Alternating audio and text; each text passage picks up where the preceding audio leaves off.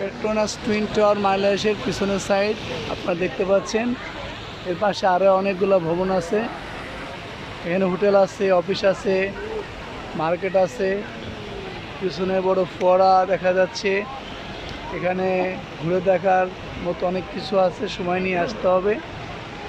মালয়েশিয়ার সেই টুইন টাওয়ারের নিচে আমরা আছি। তো আপনাদের এই মালয়েশিয়ার টুইন টাওয়ার পিছনের সাইড দেখালাম।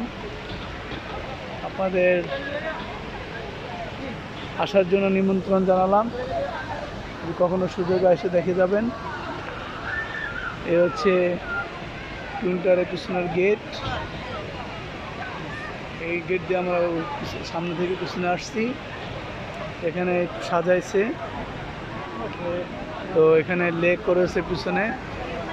ও KLCC লেখা, সংক্ষেপে এখানে KLCC বলা হয়।